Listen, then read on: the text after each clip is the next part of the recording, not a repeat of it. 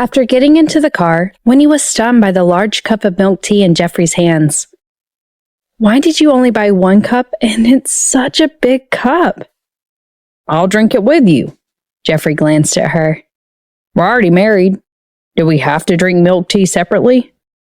Winnie was speechless. Why did they have to drink a cup of milk tea together when they were married? "I have a fever and a cold." "A fever doesn't spread to others." Jeffrey started the car. The two of them drank a cup of milk tea together and returned to the villa. When they reached home, they saw the bottom of the cup. Winnie had just gotten out of the car when Jeffrey carried her in his arms. "I have some strength now." "Shut up." Jeffrey glanced at her and carried her into the house. As they walked in, the room was filled with pink and blue balloons. When they entered the master bedroom, the lights in the room were not turned on. The neon lights dyed the layout of the forest. There were fresh flowers on every small shelf, petals scattered on the ground, and wedding candles on the bright red quilt. On the wall, there were wedding photos of the two of them. On the side were the letters J and W. At the end of the bed, there was a small wooden table. On the wooden table, there was red wine in goblets. Winnie was stunned. It was as if she had entered the forest world in a fairy tale. A few more steps and her eyes would be moist. How she hated that she did not have a healthy body tonight. She could imagine how long he had meticulously arranged everything in the room. "Jeffrey, it's so beautiful." She looked up at the man above her. "Yes, it's a pity that you almost couldn't see it." Jeffrey smiled bitterly. "Jeffrey, I promise you that I will put you and Jenny first in the future," Winnie said seriously. "I don't care about principles. I only care about my family." "Winnie, remember what you said today." Jeffrey put her on the bed and turned around to pour the bath water. At night, the two of them hugged each other in the bathtub. Layers and layers of roses were floating on the water. Jeffrey gently stroked her exposed shoulder, which was like white jade. "You said you loved me. When did you fall in love with me?" Winnie tilted her head to look at him and thought for a while. Then she answered, "When I was captured by Regina, a lot of things happened that night. I was very scared and felt very wrong. When you called me, the moment I heard your voice, I suddenly realized that I had fallen in love with you a long time ago." Jeffrey stared at her for a while and suddenly pinched her cheek in a bad mood. "You know that I wasn't feeling well that night, so you deliberately said that to please me, right?" "It's true." Jeffrey was a little depressed, but also a little surprised. As expected, she had secured him for this life. Away from the honeymoon suite, somewhere in the city. It was the beginning of spring, and it was drizzling outside the window. Sylvia bent down and poured the dog food into the dog bowl. Jackie ran over and wagged his tail as he licked it. "Be good," Sylvia caressed its soft fur. Before she realized it, Jackie was already 3 years old, and that person had been gone for 2.5 years.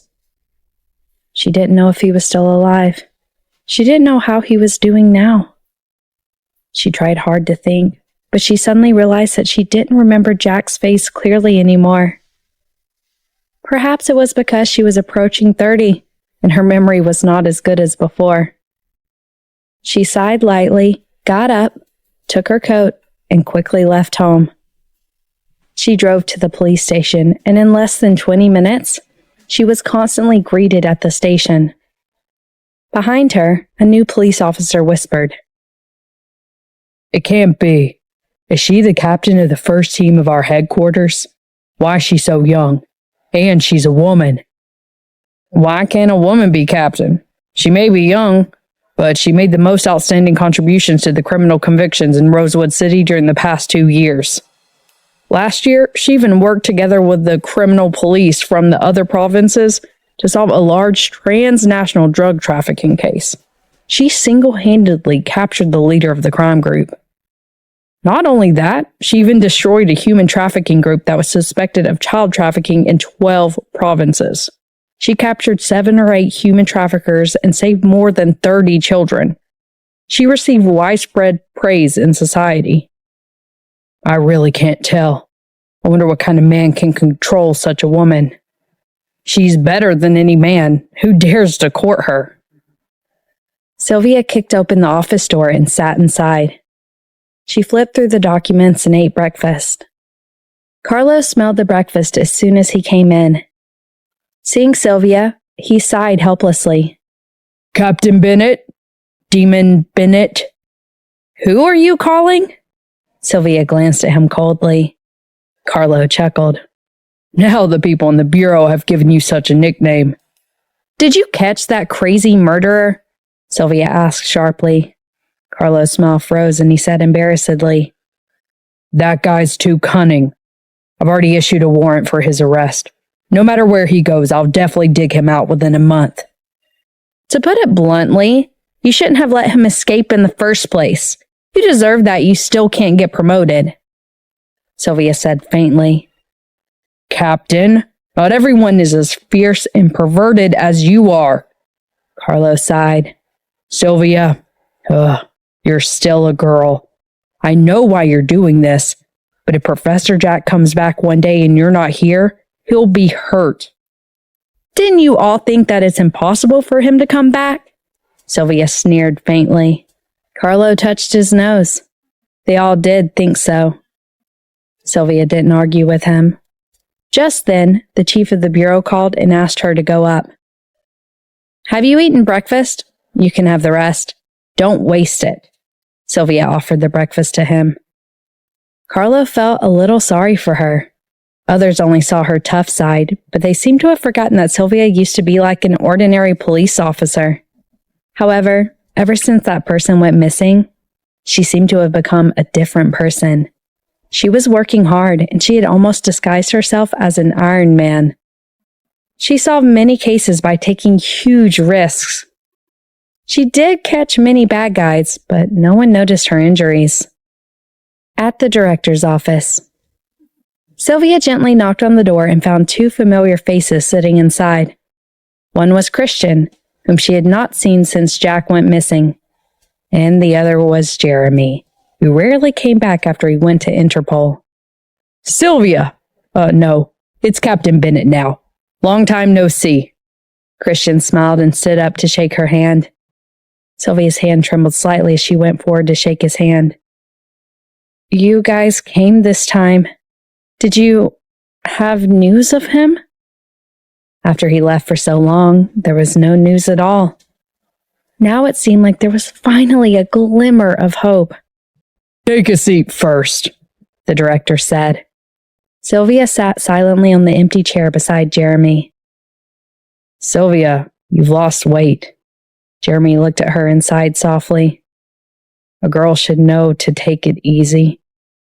In his eyes, she would always be the little girl from back then. He had wanted to protect her, but she no longer needed him. I thought you would say that I've become stronger, Sylvia smiled. In the past, when she solved cases, he always helped her with secrets behind her back. Now she could completely fend for herself and become an excellent police officer like him. How is it? How are you doing in the outside world? Jeremy rubbed between his eyebrows. It's more comfortable to stay in Rosewood City. The 2 of you stop reminiscing, the bureau director said with a smile. Sylvia, this time, Jeremy came to look for your help with the Tox organization case. Sylvia, who had just sat down, suddenly stood up. Her gaze was sharp and excited. Christian smiled. Last time, I heard that you solved a major international drug trafficking case and even caught the drug lord from Australia. Sylvia, you're very capable. That man made police from other countries gnash their teeth in hatred, but he was so crafty that he couldn't be caught. You led a team single-handedly and joined forces to capture him. You made all of us look at you in a new light. Sylvia remained silent. Even though those things were her accomplishments, she wasn't very interested. So, I mentioned you to the higher-ups. You're Jack's girlfriend, so you're very clear about what happened back then. Now that we're short-handed, the leader has agreed to temporarily transfer you over." Christian felt guilty. No matter what, he was responsible for separating the two of them back then. "But I want to tell you that this case is very dangerous." "I can do it," Sylvia interrupted. "I've worked so hard for this day. It's been almost 3 years. You promised me 3 years back then, but I haven't heard anything from you. I really don't know how much longer I can wait." Her voice was slightly bitter. Jeremy pursed his thin lips. "We hadn't heard from Jack until last month. Our people finally received an encrypted email from Jack from Mexico." Sylvia clenched her fist. She remembered that when he had left, Christian had told him not to contact them. They would only take action after he gained their full trust. What had he experienced in the past 2 years?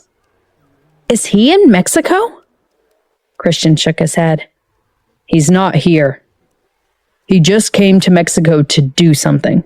He just revealed the Tox's organization is in Samoa." Sylvia was stunned. She had never heard of this place. Jeremy explained. "Samoa is an independent country located in the southern Pacific Ocean. It's quite small. It used to be a tax haven, but has been slightly stricter in the past few years." Sylvia nodded. She was also a police officer, so she understood. Although the economy had improved by leaps and bounds, it was actually not safe on many unknown islands overseas. There were even some business criminals who had fled overseas. She had arrested quite a few of them before. Christian explained, "We have discussed with other members of Interpol. When the time comes, we will send a few people to infiltrate Samoa first to find out more information. Moreover, we have to get the contact information from Jack as soon as possible and know the number of people and firepower of the Tox organization. After all, that is another country involved. Even if we want to take action, we have to have detailed evidence and concrete targets. In addition, we do not want to inform the criminal police of Samoa for the time being. I'm worried that the Tox organization has a huge influence in their areas, and that there will also be spies. In the past 2 years, the Tox organization has become more and more rampant. When one crime group was captured, another crime group would appear. As one stronghold is destroyed, another will appear. We need to capture their leader once and for all." "That's my guess. We still need to see Jack. Do you know where he lives?" Ryan said awkwardly. "It's hard to see him. The last time he went out, there were people following him, but I know that he lives on a fish farm near the sea. This fish farm mainly depends on catching tuna and then exporting it to other countries. It's a big business, but now it seems that the tuna export is just a pretense." Jeremy nodded. "But since he's doing business, it's easy. Tomorrow, Sylvia and I will pretend to be merchants and go to the fish farm to take a look." "Captain, are you doing it yourself?" Langdon was a little worried. "Tomorrow's operation is very important. We don't know anything about the situation inside. It's too dangerous for you to go. I'm worried too. You guys can wait for us outside." Jeremy solemnly decided on the plan. The next day, Sylvia and Jeremy disguised themselves. Sylvia's long black hair was scattered and she wore a deep V-neck red dress. Her lipstick was tomato-colored and she wore a pair of light yellow sunglasses. Although her facial features were sharp, they were also pretty, and she was tall. After dressing up, she looked charming. Jeremy was stunned when he saw her. "Why are you dressed like this? Didn't I tell you to dress old-fashioned?" Nowadays, many rich bosses' wives were like what he described. So he even disguised himself with a big belly. He wore glasses and his teeth were deliberately yellowed. Sylvia stroked her long hair and smiled. "Sorry, I'm your lover now." Who would bring their wife to a place like this? Sylvia rolled her eyes. "Besides, I haven't seen Jack for a long time." have to be more beautiful and let him know that I'm not only beautiful, but also very flirtatious. Jeremy's mouth twitched. He thought to himself that she was literally a tomboy, and she didn't look beautiful at all. Now she had to pretend to be flirty, but her pretense seemed to be successful. Forget it. Let's go. The two of them arrived at the fish farm by car. It was close to the beach and the main door was closed. Only a small door was open, but the smell of fish drifted in from outside. Jeremy led Sylvia over. The guard at the door immediately came out and asked, "Who are you? What do you want?" Sylvia said charmingly, "We are businessmen. I heard that you export tuna, so I wanted to come and take a look. My hubby has more than 100 seafood supermarket chains in the country and needs a large amount of salmon." Jeremy handed over his business card while Sylvia continued to pretend to translate for him. "Can we go inside and take a look? If it's possible. I would like to meet with the person in charge here. Right now, salmon from both Northern Europe and Canada are especially expensive. We're here to look for a new supplier. I heard that your business is quite large scale, so the price can be negotiated." The guard judged them for a while. "Wait a minute." After he said that, he walked into the security office and made a call.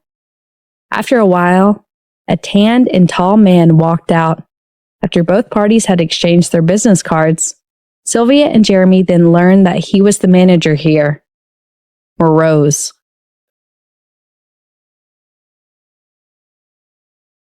Morose led them inside. When they were entering, they saw many fresh tuna of all sizes hanging inside the factory. Some were being dissected, and the temperature inside was relatively low.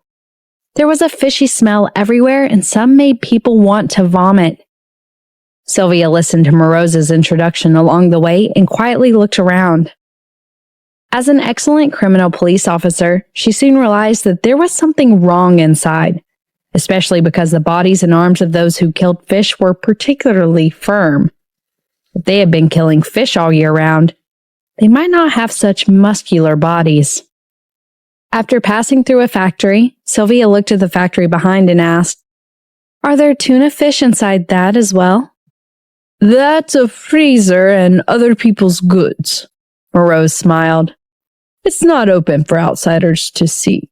Our site is just like this.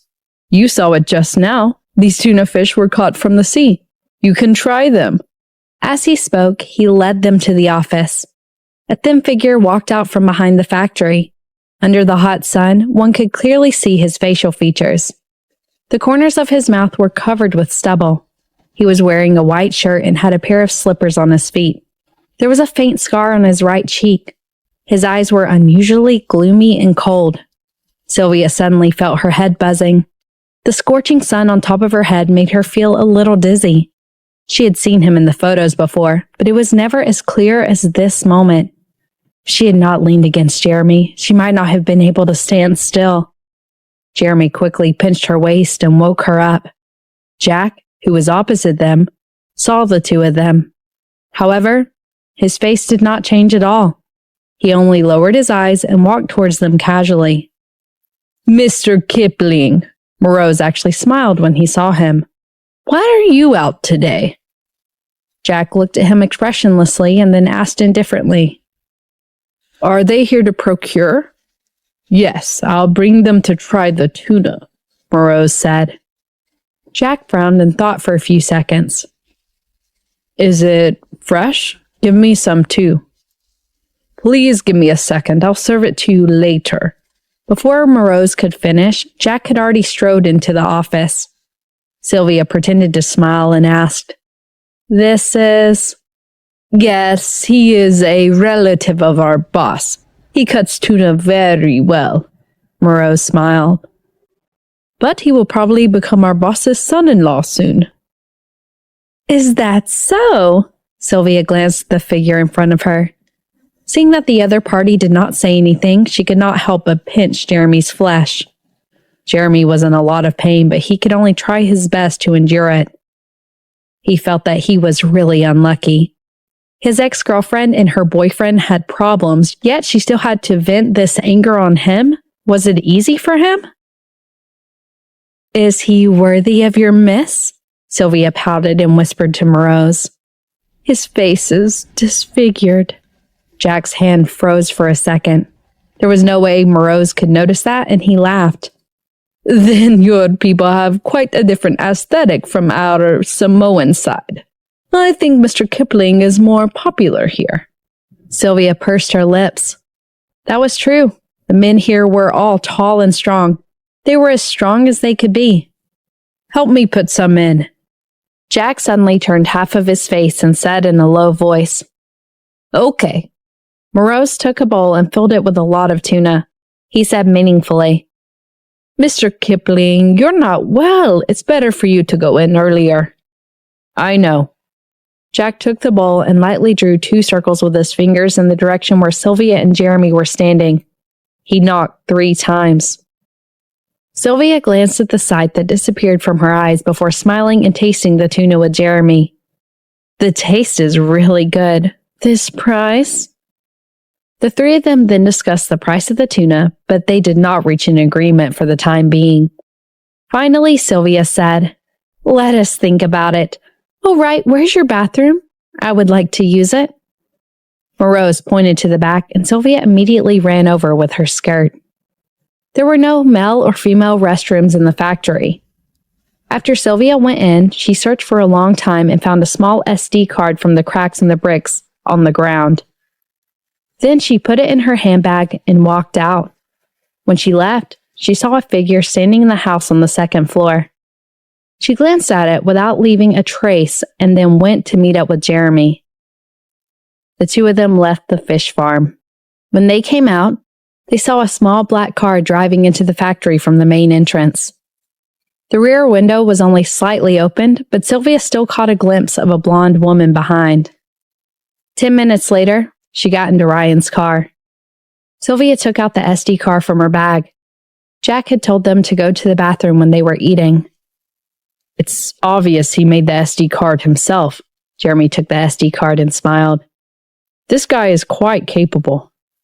Sylvia didn't say anything and was a little absent-minded. It wasn't until Jeremy pushed her that Sylvia said, The woman who got into the car just now, is she the so-called boss's daughter? I've never seen that face before. Jeremy's eyes were solemn. Sylvia, now is not the time to be jealous. Jack's not bad looking and he's also knowledgeable. It's not strange for a woman to like him. I didn't say anything. Sylvia's heart was slightly troubled. She only felt that she had been too calm when she had met Jack for a short while. Although she should be like this as a spy, she still felt slightly disappointed. After all, she was dressed so beautifully today. He should have at least taken a few more glances at her. How's the situation inside? Ryan asked. On the surface, they sell fish, but the big warehouse at the back is very suspicious. Moreover, their prices are too high. They are not very sincere in wanting to do business with us. The skills of killing fish inside are not bad. No matter where we went, there were people watching closely, Jeremy said. Ryan nodded, and the 3 of them did not say anything else. After returning to the hotel, Jeremy released the SD card. Inside it was some internal information about the Talks organization and some of the strongholds he knew. In addition, until now, Jack had never met the leader of the Talks organization. On the surface, everything was handled by the leader's daughter, Manda. There was also a photo of Manda inside. Sylvia looked at Manda's photo carefully. In the end, she concluded that she was good-looking, but definitely not as good-looking as herself. Moreover, she looked like a vixen. Moreover, a bad girl like her should be captured and shot. In another encrypted document, Jack also brought the most important information. Talks had a secret operation in Malacca on April 19th. It was not clear what it was, but it should be related to dark energy. In the past 2 years, in order to gain the trust of the organization, Jack had already leaked some of his research results. Jeremy read through the contents of the memory and gasped. Jack said that his organization has already used dark energy to develop an umbrella that can be invisible. This is also the reason why he was able to gain the trust of the organization. It's because he has contributed greatly to this umbrella. Everyone looked at each other. Langdon said in disbelief, "Can such a thing really be created?" Nowadays, science is advancing day by day. It's just that some illegal things are not allowed by the country to develop in that direction. But that doesn't mean that it can't be done, Jeremy replied. In the past, the United States has planned to develop a quantum invisibility cloak. It was said that it was under in-depth research, but to achieve a completely invisible invisibility cloak, it had never been invented. However, Jack said that although the Talks organization had developed it, the production materials were too expensive and the cost was too high. Currently, there was only one sample. After the contract is negotiated and the money's received, it could be mass-produced. This Malika operation might be to sign this large-scale contract. Sharon gasped. It's too scary. If this thing was sold, the consequences would be unimaginable. Jack shouldn't have developed such a thing. If he didn't do this, how could he gain trust? Sylvia couldn't help but say. He will always be imprisoned by their organization. How could he have told us about criminals? They have developed more than one dangerous project.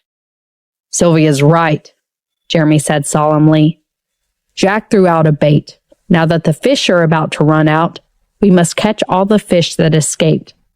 I'll inform the higher-ups. This time, we must catch all their main executives. Everyone, rest well for the next few days. After that, we will go to Malika. After the meeting, Jeremy was ready to go back to his room, but Sylvia chased after him. Will Jack go to Malika this time? If he doesn't go, will he be in danger here after the operation? He's powerless. I don't even know if he'll go. Jeremy frowned and thought, Don't worry. Our people won't all leave. I'll stay, Sylvia said. I'll keep an eye on the fish farm. If he goes there, we'll go together. If he's in danger, I'll save him. Jeremy rubbed the space between his eyebrows. Sylvia, no matter what, I don't want you to go into the fish farm. You saw it today. They don't allow us to go to many places.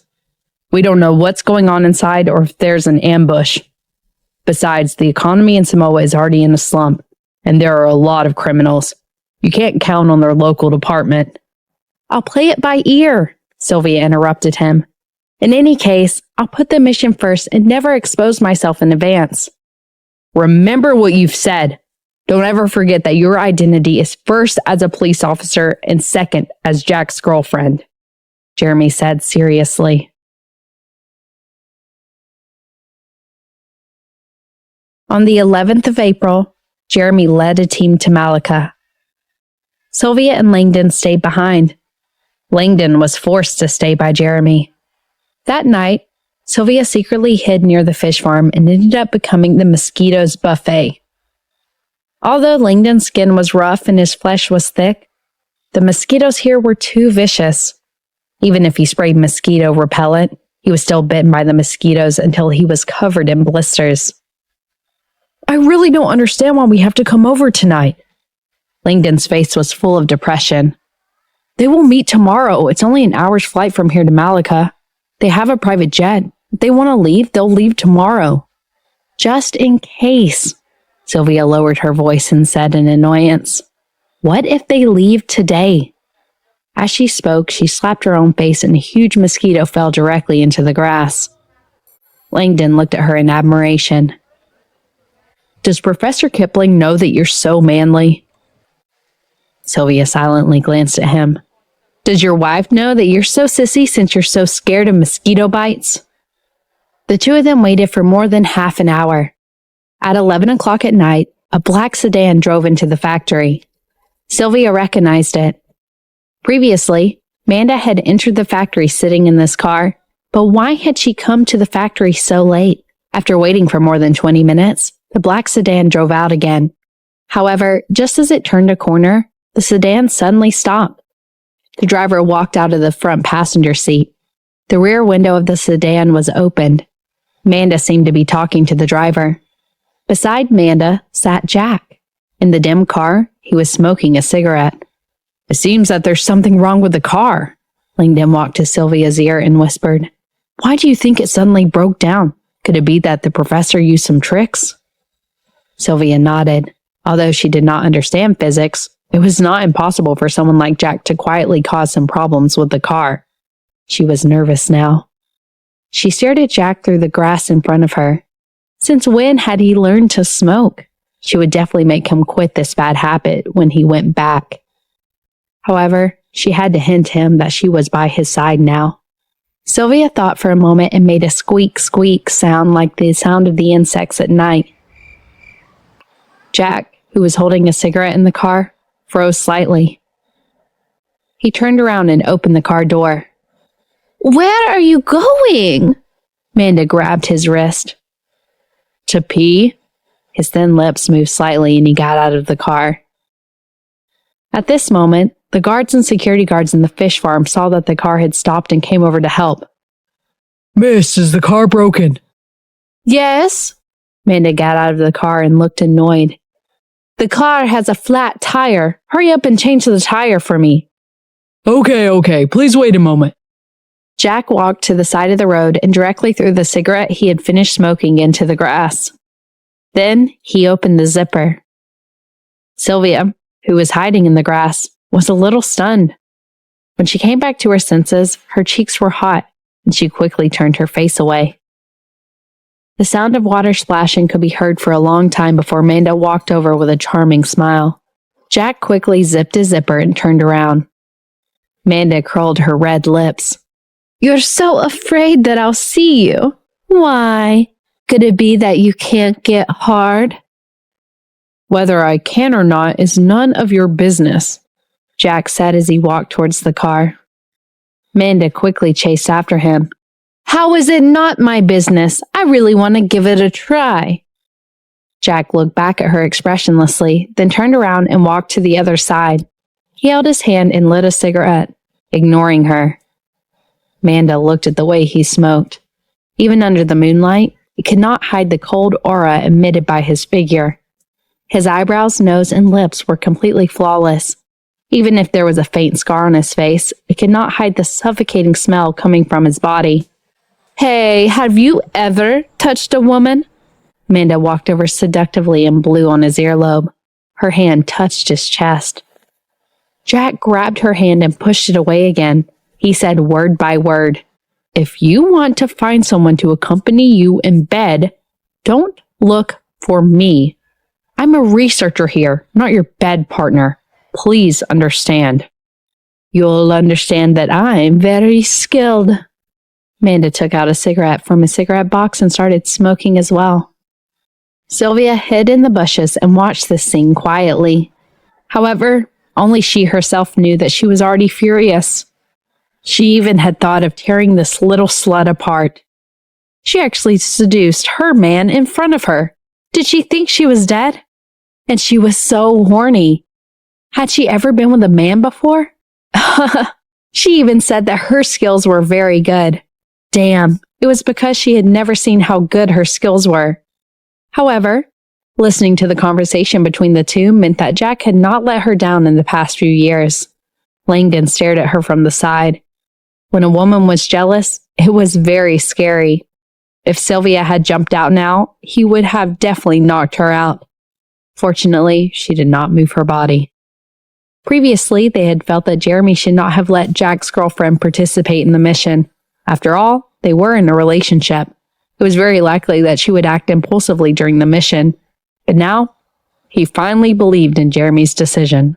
After the tires were fixed, Jack and Manda got back into the car. The black sedan quickly left, leaving behind the security guard and the guard at the door. The security guard sneered. "I don't know why he's so arrogant to treat our young mistress like this." "It can't be helped. He has the knowledge," the guard said with a smile. "So what if he has the knowledge? Look how weak he is. He's not even 2 meters tall. It's better to find a strong man after all." "I'm not sure either, but he is indeed considered good looking," the guard said with a smile. "You should be more polite to him in the future. Young mistress may marry him, especially after tonight. Tonight? I just heard from the driver, the guard said with a chuckle. Why do you think the young mistress is taking him out so late?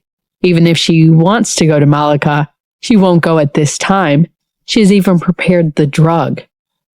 Oh. The two talked and laughed as they slowly returned to the venue. The door closed and Sylvia's figure, which was hiding in the grass, trembled. She quickly grabbed Langdon's hand. Let's go. We'll chase after him. Langdon frowned and could only retreat slowly with her. After the two of them found the car hidden by the sea, Sylvia immediately started the car and chased after the place where the black sedan had disappeared. They had been gone for a long time. It's hard to catch up. Langdon sighed softly. Sylvia ignored him and stepped on the accelerator hard. When they reached the front, they suddenly made a sharp turn and took a bumpy path. This road was really terrible. This time, she slowed down and saw a familiar black sedan slowly driving over in the rearview mirror. Langdon looked at her in surprise. How did you know? Before Captain Jeremy and I went in that day, we first observed the ground and the route around the fish farm, Sylvia said faintly. In case we were discovered and needed to escape, the small road was discovered at that time. Langdon immediately fell silent. He should have thought of this. However, he was also impressed that she could accurately find the path in such a dark place. It seemed that she really was capable of sitting in the position of captain at such a young age. At this moment, the black sedan beside them had already surpassed the two of them. Langdon said in a low voice, So what if you catch up? We can't take any action now or we'll alert the enemy. Captain and the others have already brought people to Malacca to make preparations, and we're just waiting for them to fall into the net. If we take any action now and they notice, they definitely won't meet tomorrow, and the leaders behind them won't come out either. Everyone's efforts will be in vain, and they'll also find out that there's a mole inside. Professor will also be in danger. Sylvia's hand that was holding the steering wheel trembled. She did not say anything and just followed the car. 10 minutes later, the car drove into a seaside villa. The villa was surrounded by high walls and there was no way to enter. Sylvia parked the car outside and Langdon grabbed her wrist. Sylvia, if you want to go, I can only handcuff you. You need to consider the more important big picture. Sylvia looked back at him in a daze. Her eyes flashed with a deathly stillness. You don't have to handcuff me. I know I won't go. Langdon was stunned. He pursed his thin lips and didn't know what to say. Sylvia, don't think too much. Professor is such a smart person. Maybe he'll be fine. Maybe. Sylvia leaned against the passenger seat. She was indescribably tired and weak. Her mind was filled with the words of the security guard at the door. He'd even prepared the medicine. Jack must have fainted after getting out of the car. Thinking that the man she liked was about to be defiled by that woman, Sylvia felt as if her heart was being squeezed and crushed repeatedly. She could not breathe, and it hurt. But what could she do? She was a police officer. She could not charge in full of her anger. Moreover, there would definitely be some people guarding the inside. They were not something that she and Langdon could face. Moreover, they really acted rashly. The Talks organization's operation would definitely be canceled tomorrow. At that time, Jack's nearly 3 years of undercover work would be in vain. She looked at the brightly lit villa in front of her sadly. This was the first time she felt so helpless. Do you have a cigarette? She asked Langdon beside her. Langdon was stunned for a few seconds before taking out a cigarette and handing it to her. Sylvia lit it up and took a puff before choking. She had never smoked before, and no one at home had a smoking problem. She just wanted to give it a try when she saw Jack smoke just now. Choking was really uncomfortable. She opened the car door and got out. She threw the cigarette on the ground and stepped on it a few times. Then she leaned against the car window and slowly slid down to the ground and sat down. Her eyes were red. Langdon sighed and lit a cigarette to sit next to her. 5 years ago, I went to Japan to work on a money laundering case. It happened to be at the critical moment of arresting the criminal, but my wife gave birth to a child. At that time, I really wanted to go back and see her, but I couldn't do anything. For so many years, I was away all the time. My wife and children couldn't see me much. Sometimes I was really helpless, but I had no choice. We are the police. We have a burden on our shoulders, just like that badge. If you wear it, you will be responsible for protecting the people. But what makes me happy is that my wife and child never blamed me. When my child went to school and told the teacher about me, I was a role model in his heart. He was proud of me. Sylvia smiled, but her smile was uglier than crying. But how would the two of them face it in the future? Could Sylvia pretend that nothing had happened? And what about Jack? A person like him would definitely be scarred in his heart. She was heartbroken that he was going to be hurt. I'm sorry. I'm really sorry. Sylvia did not know how she survived that night. She sat on the ground, not moving at all. She did not even close her eyes. She could not sleep and did not dare to close her eyes because once she did, she might remember what had happened in the villa. What was Jack doing with that woman? Were they going to do what they had done before? It was not until daybreak and the sun slowly rose in the sky that Sylvia stood up abruptly. She found the tallest tree on the beach and climbed up. She used her binoculars to observe the movements in the villa. At about 8 o'clock, Amanda brought a few men in black into 3 sedan cars. The sedan cars drove out of the main entrance one after another and soon left. She looked at the villa again. There was a private beach inside. She thought for a while and slid down from the tree. Langdon said, "They probably went to Malacca. Captain Jeremy and I sent a message to inform him." Sylvia nodded. "I thought about going in from their private beach later. I've looked around. There are only 5 or 6 people left to guard inside, and they're all in the courtyard and downstairs." "Sylvia!" Langdon stared at her.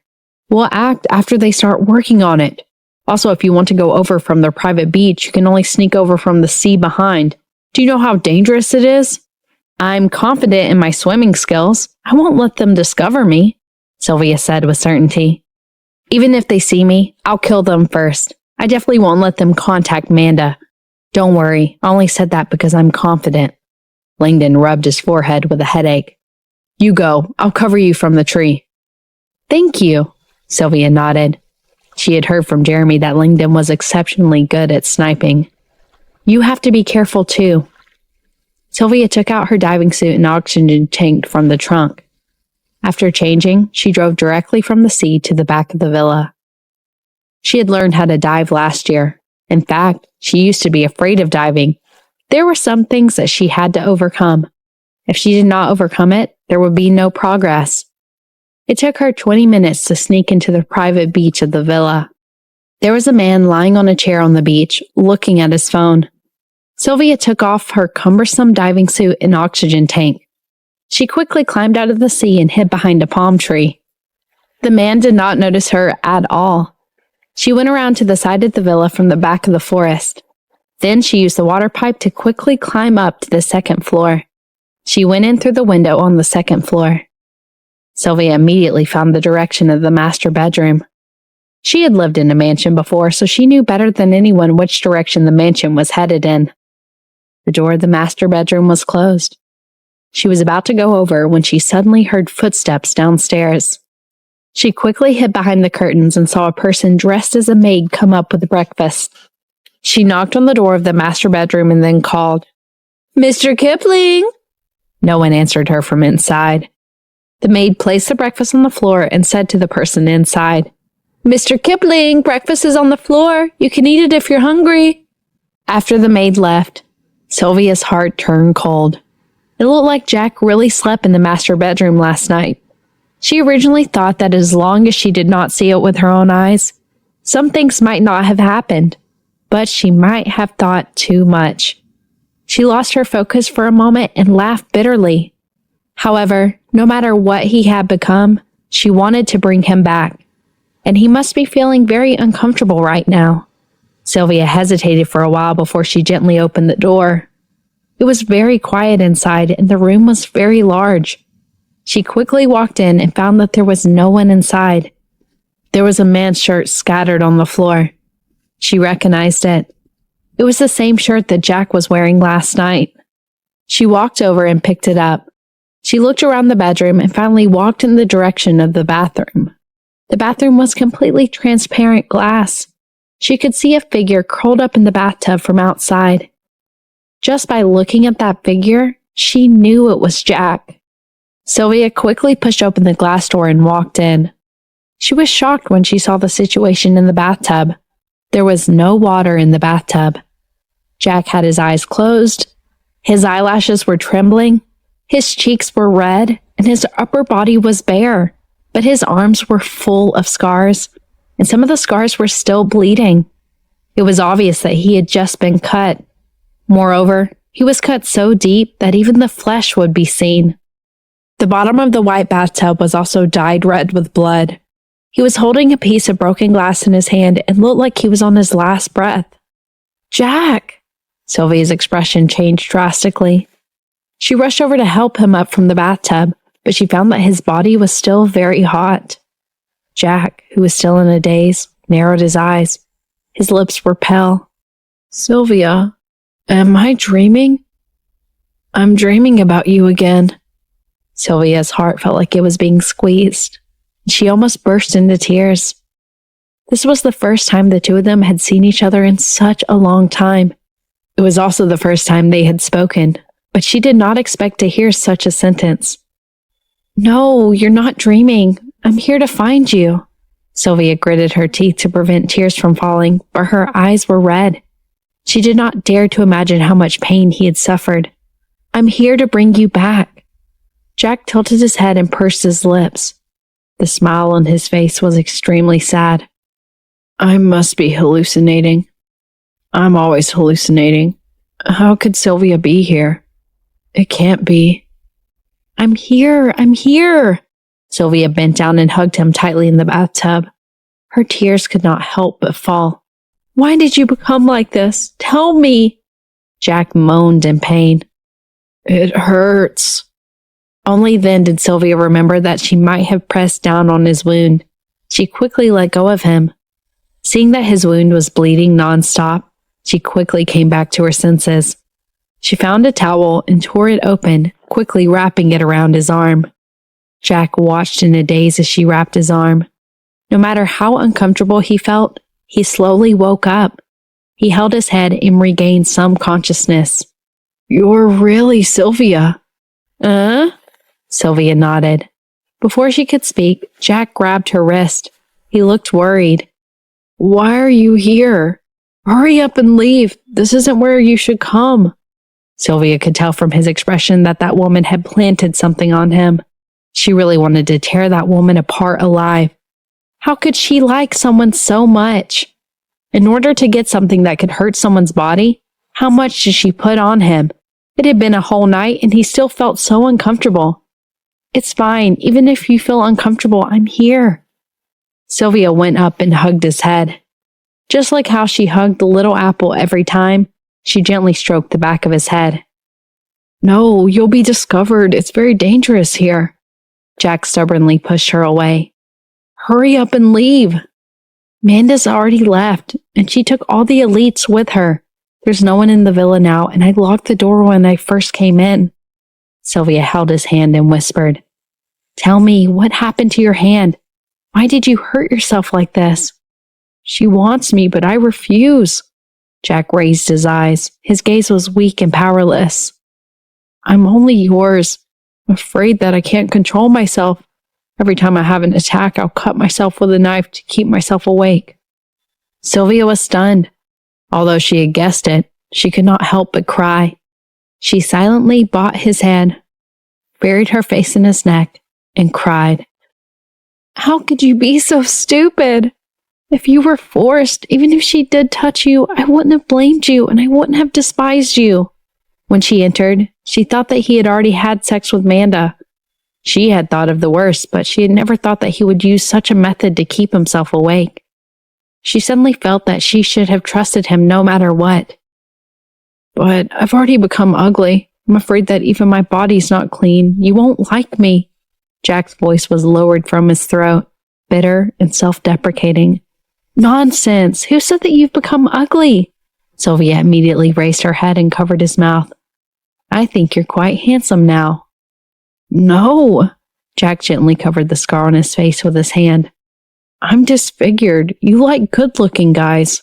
I don't. I like you. Sylvia stared into his eyes seriously. Whether you're good-looking or ugly, I like you. I like you as a person, not your body or your face. Jack looked at her and his body trembled slightly. Sylvia held his cheek and kissed him in silence. Jack put his hand on her waist. He felt like he was dreaming until he really hugged her familiar body. Only then did he confirm that she was really by his side. It had been almost 3 years. He had not hugged her properly for almost 3 years. In these 3 years, Sylvia? Jack blinked his beautiful eyelashes. Sylvia, you have muscles now.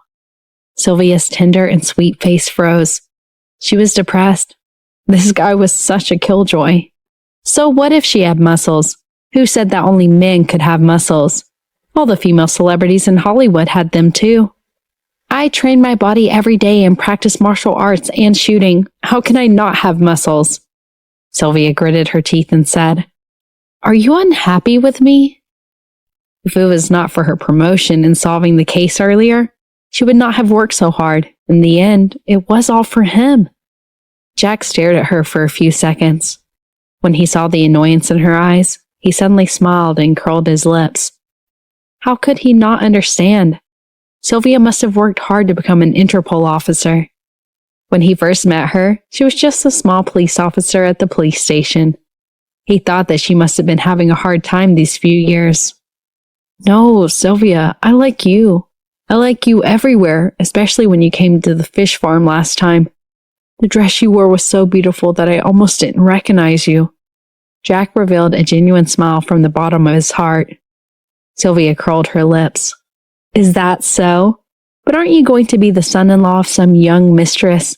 The young mistress is actually quite beautiful. She kept flirting with you. Didn't you feel the slightest bit of temptation? Sylvia, don't joke about this. Jack's brows were tightly furrowed. I don't like her. Not at all. And she's a bad person. The corners of Sylvia's lips curled up even higher. Although she knew what was going on, she was still quite happy to hear it from his mouth.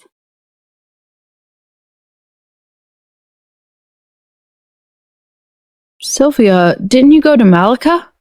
Jack stammered. Were you hiding in the bushes yesterday? Yeah, I heard you talking to Amanda. Sylvia rubbed his cheek. People say she's very nice. Jack blushed. I don't know. You're my only one. Sylvia blushed shyly, but her heart was still warm.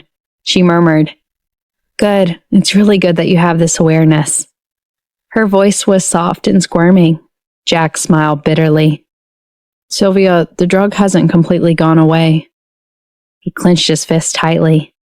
Sylvia was speechless. How potent was the medicine? Was this really good? He felt that after being a spy for so many years, he was already considered bold, but he had never seen Sylvia so bold. What's wrong? Didn't Amanda go to Malika? She won't come back. As long as they meet, they'll be caught in one go. There are colleagues watching outside, and I'm here. Don't worry. I'll protect you. Jack was stunned, and then his eyes turned red. God knows how he survived last night. Now that the antidote was here, it was really good. Sylvia, what are you doing? You're breathing really fast. Langdon asked curiously. He heard her heavy breathing through the earpiece. Jack, who was lying inside, secretly curled up. He had lost control just now, so Sylvia must be very tired now. Sylvia stole a glance at him and also blushed a little, but she still lied without any hesitation. I just fought with someone, so I'm a little tired. You fought with someone? Langdon, who was lying on the tree outside, became nervous when he heard that. Why didn't I see anything outside? Are you okay? I was upstairs, but it was settled quietly. There was no noise. Sylvia took a deep breath again. She put on her clothes with both hands. How's the other party's skill? Langdon asked seriously. He's quite good? No, he's pretty good. As soon as Sylvia finished speaking, she saw Jack's face turn red again. He had stubble now, and his skin was dark. He looked quite manly, but he still blushed easily in front of her. She could not help but laugh. "What are you laughing at?" Langdon was puzzled. "Nothing. I think I'm better. I knocked him down directly," Sylvia said with a chuckle. "Be careful. I just received a message from Captain Jeremy. Mandit and the others have already arrived in Malika," Langdon said. "After they make their move, we'll make our move as well. Later, bring Professor and break out of the encirclement. I'll meet you guys outside. It's not easy to fight them head on, but we'll outsmart them. We don't have enough manpower." "Okay, I got it." Sylvia hung up the phone. She turned around and saw Jack huddling there quietly putting on his clothes. She put away her phone and hugged him from behind. "Big Jackie, we'll go home later." Jack's body stiffened and he turned around after a while. His eyes were filled with disbelief. "Sylvia, is little Jackie okay?" "He's fine. He just misses your kisses a little." Sylvia smiled secretly. Jack also smiled. He also remembered that when he went to her house in the past, he was accidentally kissed by little Jackie. "Has it found a wife?" "I didn't even get married. Why would it get a wife?" Sylvia snorted. "He's single just like me. All right, stop chatting in the bathtub. You're injured. Let's go outside." Jack stood up with her, but because he had lost too much blood and had gone through a lot just now, his legs could not help but go soft when they landed. "Be careful." Fortunately, Sylvia reacted quickly and helped him to the bed. However, Jack was unwilling to go to bed. "That's where Manda slept. It's dirty. I don't want to go. Help me to the sofa." Sylvia also found it dirty. It must have smelled like a fox. So she put Jack on the sofa and touched his forehead. Fortunately, he did not have a fever for the time being, but if the wound was not treated, he would definitely have fainted. She looked at the time. It was only 10 o'clock. She was still not sure when Jeremy would take action. Just as she was thinking about it, she suddenly heard footsteps from outside. Then she heard someone twisting the door handle. A man's voice came from outside. "Why is the door locked? He hasn't eaten, and he left it here." "I don't know. There was no movement when I knocked on the door," the helper said. "Bring the key over. Miss said he was injured. I don't know if he passed out." Jack panicked when he heard that. He quickly said to Sylvia, "Quickly, hide in the locker room." Sylvia nodded and quickly went into the locker room. In a short while, the door opened. Jack's eyes opened weakly. He recognized that the person in front of him was the servant who came here before. There was also Manda's bodyguard, Chris. Chris was a Samoan. He was at least 1.95 meters tall, and he was very strong. Jack had rarely seen a foreigner as strong as him. Moreover, he had seen Chris's skills. He was so good that Jack was a little scared. Standing with him, Sylvia would definitely be like a rabbit meeting a lion. Although Sylvia was good at fighting, she would be no match for Chris. However, he did not expect that Manda would let Chris be here. He had to make sure that Sylvia didn't discover him. "Mr. Kipling, are you all right?" When the servant saw that there was still blood in the towel wrapped around his arm, he was shocked. "I'll call the doctor right away." "No thanks," Jack said coldly. "Bring me the medical kit. I can do it myself." Chris stared at his arm without saying a word. When Manda came out of the room gloomily this morning, he saw it. To be honest, he looked down on people like Jack. Jack was shorter than him and his body was thinner and weaker than his. He could crush Jack to death. All Jack had was in his brain. He really did not understand why the miss would fall for such a person. However, he soon realized that the towel bandaged on his arm was a little strange. Usually, a person who had injured his right hand could not wrap it so well with his left hand. Moreover, how could the knot be tied? Even if he had managed to tie it, how could it be tied so perfectly? It was as if someone had bandaged it for him.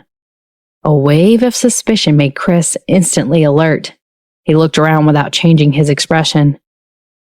Jack also noticed it. A trace of solemnity flashed in his eyes. He calmly said, why didn't you go with Manda?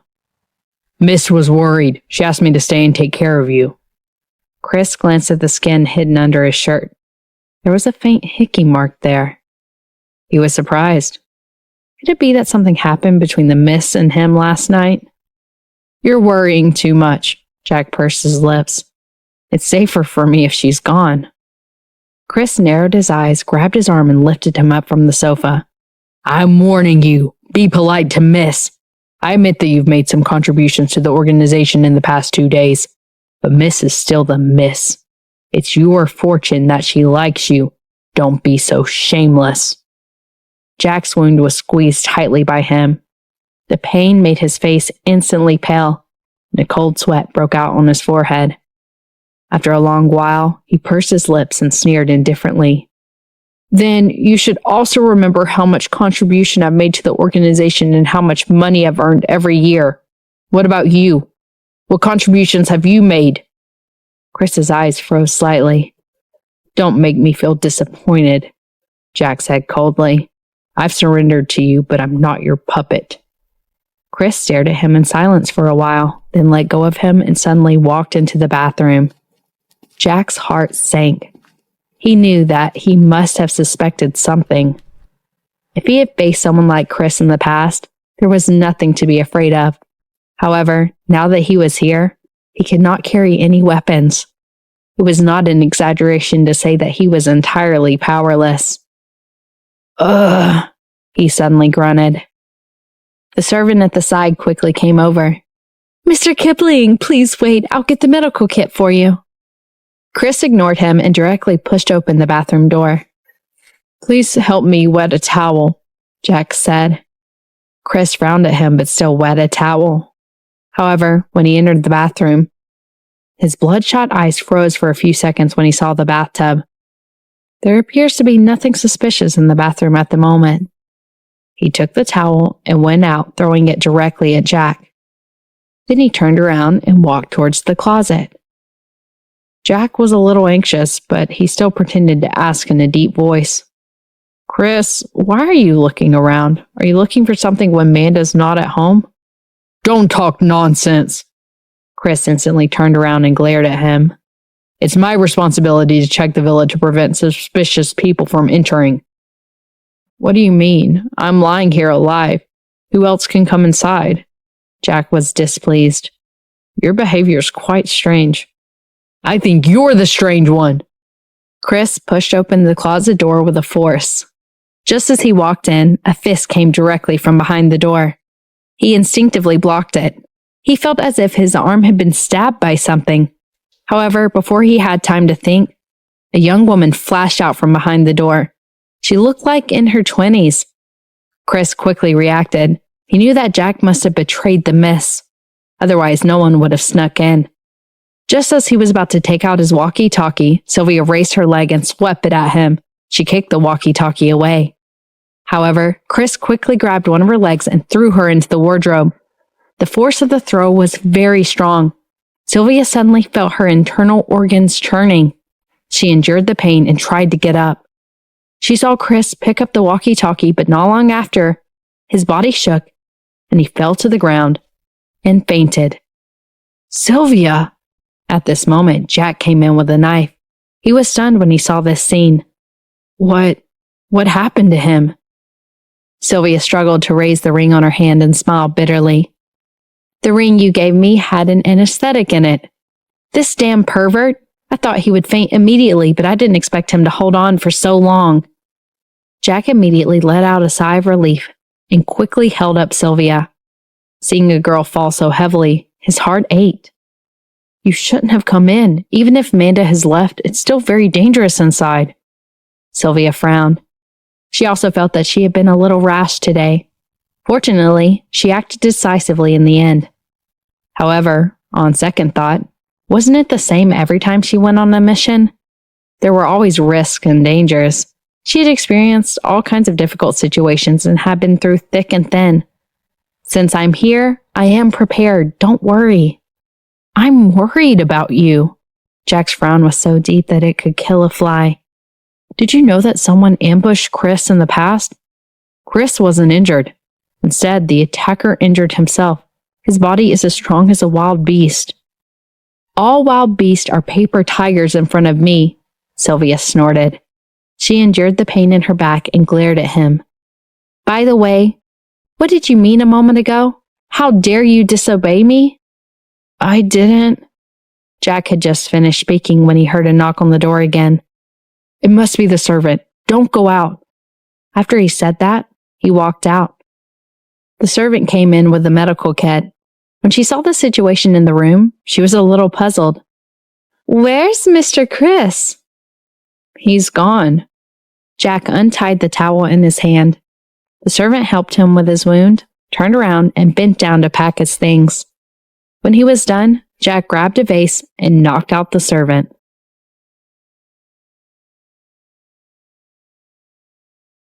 Jack's thoughts wandered to Jeremy. His expression suddenly changed. For so long, Jack wasn't by Sylvia's side. Jeremy must have a special place in Sylvia's heart. Jeremy is a really good person, Sylvia said sincerely. She didn't notice Jack's grimace. In the past, we did have conflicts. Maybe we didn't find a suitable way to get along. Jack's heart skipped a beat when he heard this. This wasn't what he wanted to hear. At this moment, her words bred jealousy in his heart. What's going on now? Had they found a suitable way to get along? Were they going to be together? What should he do then? However, after a second thought, he sensed something was wrong. Sylvia had just touched him. They had kissed. She wasn't the kind of irresponsible woman. However, could it be that from now on, Jeremy would be her comrade in arms, and he would be the man who would warm her bed? This wouldn't do. Sylvia, Jack frowned seriously. Who do you like more, him or me? He felt hurt when he asked. If she liked Jeremy, then he would quit, as long as she was happy and he could give him happiness. Sylvia looked back at him for a while. When she saw his jealous look, she suddenly smiled. You are jealous. Are you stupid? That day, I was deliberately acting with him. I thought you would pay more attention to my beauty that day. In the end, you only paid attention to jealousy. You can't do this to me. Jack was slightly embarrassed. I saw that you were very beautiful, but it was because you were so beautiful that I was jealous. I was really jealous when you held Jeremy's hand. You never dressed up like that in front of me. All right, I'll dress up more in front of you in the future. Sylvia smiled sweetly. I only treat Jeremy as a friend now. He also treats me as a sister, and he even has a girlfriend now. Really? Jack's eyes lit up but quickly dimmed. Since he already has a girlfriend, why would he follow you to become an Interpol officer? Sylvia clenched her fist and coughed lightly. You think too highly of me. Strictly speaking, I'm not considered an Interpol officer. I was only transferred here temporarily because they were short-handed. After the case is over, I have to return to Rosewood City. On the contrary, Jeremy is the person in charge of leading the team this time. We are now all following his orders and arrangements. Jack was stunned. He did not expect Jeremy to be so powerful now. His love rival was indeed too powerful. Fortunately, he had a girlfriend. Sylvia said, Not long after you left, he was transferred to Interpol. He is outstanding at his job. In the past, when he was in the bureau, he was also very good at solving cases. I still have to work hard to chase him. Maybe I will never be as good as him in my life. If he didn't recommend me to higher-ups, I wouldn't be able to be here. Jack looked down and thought for a while, then said unhappily, Is he trying to please you? As soon as he said that, Sylvia flicked his forehead. Sylvia put her hands on her waist and said, Don't think too much. If it wasn't for this operation, I wouldn't have seen him for a long time. To be honest, I'm really grateful for him for letting me come and pick you up. However, Jack shook his head hard. Sylvia, I'd rather you wait for me at home.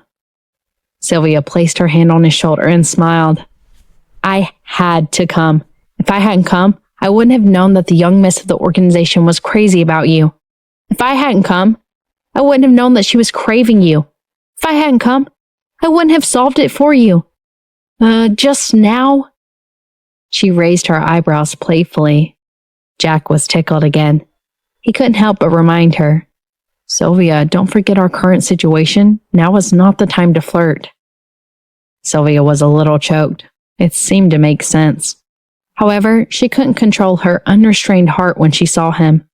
Perhaps she had suppressed it for too long, and she wasn't like this when she was with the other people. Let's rest for a while. Sylvia looked at the time. It's almost 11 o'clock. Jeremy will take action at 12 o'clock at the latest. Moreover, it would be troublesome if someone in this courtyard noticed that Chris and the servants had gone missing. Fortunately, when she entered a while ago, she saw that the bodyguards inside were quite lazy. The one guarding the beach was still looking at his phone. It was probably because Amanda had left with a group of core members, so the rest of the people were leaderless. Later, find an excuse to go out and walk around. Tell me the exact location of the bodyguards in the villa. After the operation begins, I'll also take care of the people inside. Okay, Jack nodded and was excited. So I can really go back and not be a spy anymore? What if some of the higher-ups of the organization are not caught? You have to leave no matter what happens, Sylvia said solemnly. If something goes wrong with their operation this time, the organization will definitely investigate the inside. You will become the #1 suspect.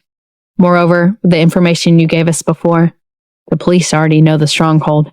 They will start the operation today. Jack kept smiling as if he was in a dream. How long had he been looking forward to this day? After resting for a while, Jack went out. There was no one upstairs, but there were 2 people guarding the living room downstairs. There were 2 outside in the courtyard and 1 on the beach behind. After he went down, a tall man from the Middle East asked, Have you seen Chris? He's upstairs, Jack replied calmly. It's better if there's someone watching upstairs. The tall man nodded. Jack asked, There's nothing unusual today, right? The tall man was stunned and smiled. What could be unusual? Who would dare to come here? That's true. Jack's thin lips twitched. I'm going to take a walk in the garden. He walked around before returning upstairs to draw a plan of the villa for Sylvia. Sylvia took a look and roughly understood the map. Langdon could take care of the 2 people outside, but the one on the beach and the 2 in the living room had to be done by herself. That meant she had to take care of 3 people. The orders from the higher-ups were to try not to kill anyone. After all, they were in a foreign country. Fortunately, the enemy was in the open while she was in the dark. At 11:50, Jeremy sent a message. The operation had already begun.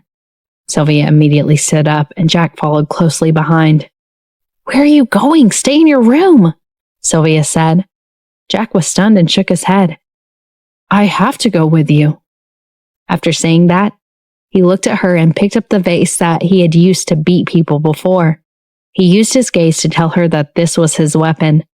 The corner of Sylvia's mouth twitched. If you get caught, I'll still have to save you. Don't look down on me. Jack was not happy that he was being looked down on. I've been in the organization for a long time. I'm not as weak as you think. His woman came to save him, and then he hid while she charged into the battle. This was too ridiculous. He was a man, and he had his pride. I know, you took 80% of the credit for the success of today's setup. I don't think I have your courage, so you're the hero in my heart, Sylvia said honestly. He paused and Sylvia continued. But everyone has their own abilities. Your mission has been completed, and now it's my turn to handle the outside. You don't even have a bulletproof vest. At least I'm wearing one. If anything were to happen to you, what would I do? Will I be lonely for the rest of my life? I'm not young anymore. Other than you, there might not be a person who's willing to marry me. Nonsense. Jack's heart ached when he heard that. It was he who wasted her youth and damped her confidence. Sylvia, you're very beautiful. I mean it. Although you're 30 years old, you look like you're in your early 20s at first glance. Those people don't know how to appreciate you. It's their fault. Sylvia sighed. He could just praise herself for looking young, but he mentioned her age. It was too displeasing. I know. It's not that I don't have confidence. It's just that I'm becoming more and more outstanding. Those people will feel ashamed when they see me, Sylvia said matter-of-factly. In terms of beauty, of course, I'm much more beautiful than men. In terms of strength, I can handle 3 men with one hand. In terms of earning money, my family has plenty of money. In terms of status, I'm now a captain. I can't believe that I'm so outstanding. Jack was completely stunned by what she said. Indeed, that seemed to be the case. According to what she said, Sylvia was indeed too amazing. She was so amazing that it made him feel the pressure. You're right, he thought vaguely. So you need a man who can cook for you and warm your bed. This is my use. Suddenly, he felt a little sad. Were these the only 2 uses he had? Even though he had not passed the standard of warming her bed, and his cooking skills had probably regressed after a long time, he could still learn, little by little. It's good that you understand. Sylvia held back her laughter and patted his shoulder. That's why you're staying in the room. Rather than thinking about how to help me, why don't you think about how to warm my bed when I come back? After she finished speaking, as she wished, she saw his face blush and left with satisfaction. Once one's mood improved, one would feel she was invincible. She secretly bent over and walked out. Lying on the 2nd floor, she saw the 2 people downstairs chatting. She took out a gun, took a look, and then quickly pressed down. One of them was shot in the shoulder and fell to the ground. She shot well. She did not shoot the heart, but that person fell to the ground and lost consciousness on the spot. Although it was muffled, the people in the side room noticed. She immediately hid on the sofa behind her. The people outside the garden heard the movement and immediately went in to help, but they were also knocked down by Langdon in an instant. Sylvia directly jumped onto the railing that led downstairs. As she shot, she quickly slid down. Her body moved too quickly. The people below could not hit her at all. Instead, when she dodged, the person downstairs was shot in the arm. Sylvia quickly jumped over and threw him onto the ground. The 2 of them fought together. The other one also acquired some martial arts. Moreover, his body was strong. Even though he was injured, he did his best to support himself. Sylvia fiercely punched him a few times. Suddenly, she saw the man on the beach behind her. Seeing that the other one was aiming at her, Sylvia quickly threw the tall man onto the ground. The man tried to fight back, but Sylvia had to dodge and fight him at the same time. She was stabbed in the waist. Seeing that the bullet was getting closer and closer, a vase suddenly fell from the 2nd floor and hit the beach man's head. The beach man's head shook and he fainted. Sylvia was stunned. She quickly reacted, grabbed the man's knife, and stabbed him unconscious. The fierce battle had finally stopped. Sylvia got up and sat down on the sofa. She looked at Jack upstairs and felt ironic. After a while, she gave him a thumbs up. Not bad, vase bro. It seems that I underestimated you before. You are indeed good at smashing vases. Jack's face turned sour. She actually called him vase bro. Just as he was about to speak, his expression changed when he saw that the side of Sylvia's waist was stained with red blood. You're injured. Sit down quickly. I'll go and get the medical kit for you. After he finished speaking, he ran into the bedroom. Sylvia was stunned for a moment until she felt a pain in her waist. Only then did she remember that she had been stabbed during the fight earlier. She directly tore off a piece of clothing on her waist and wrapped it around the wound. Then she got up and checked all the rooms downstairs. The rest were all servants who worked in the villa. She showed her identity and informed Langdon that everything had been settled inside. Jack came down with the medical kit and saw her walking around downstairs. He was so angry that his face turned dark. Didn't I tell you to sit down properly? He was really angry. Even if she was a strong woman, she was still an injured person. Why didn't she know how to cherish herself? Sylvia saw his angry eyes and was stunned for a moment. She smiled and said, Well, now you know how to yell at me. I'm doing this for your own good. Jack quickly pulled her to the sofa and sat down. Seeing that she was only using the torn clothes to bandage her wound, he was really angry and heartbroken. Sylvia let him do whatever he wanted. After a while, Seeing that he had been pursing his lips and remained silent, she couldn't help but smile and pinch his cheeks. "Don't be angry. I'm afraid that there are people hidden in the villa. No matter what the situation is, you can't let your guard down just because you finished off your opponent. Once you let your guard down for a moment, you'll be risking your life." "I've checked before. There are only the people I've mentioned. You don't believe me," Jack grumbled. Sylvia sighed softly. "I believe you, but even if I do, I still have to do the examinations. I only have one life. But I really have to thank you just now. If it wasn't for you, I really wouldn't have been able to successfully finish off the people inside." "Between you and me, do you still have to say thank you?" Jack silently disinfected her wound. At this moment, Langdon walked in from the outside with a smile. "Not bad, you've taken care of everything." Sylvia smiled. Just as she was about to get up, Jack suddenly shouted, "Don't move!" The smile on her face froze. "All right, this guy already knows how to yell at me." Langdon was stunned for a moment. His gaze swept between the two of them and instantly understood the situation. "Sylvia, this must be Professor Kipling." "Yes," Sylvia nodded and introduced Jack. "Jack, this is my colleague, Langdon." Jack glanced at her expressionlessly and then continued to wrap the gauze around Sylvia's waist. Langdon awkwardly clenched his fist and coughed softly. "Sylvia, both of you are injured. Let me send you to the hospital." Sylvia was about to nod when Jack stood up. "I have to go back to the fish farm. There are some research materials that I have obtained over the past 2 years. I can't let them leak out. Also, once they find out that something has happened in Malika, people inside might run away with the materials immediately. Oh, right. There are also some scientists who have defected in the past. We have to capture them." Sylvia and Langdon were shocked. They had neglected this matter. "Then let's go over now," Sylvia said. Jack frowned in dissatisfaction.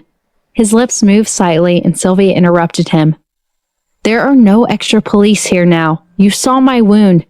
It was not deep. I know the situation.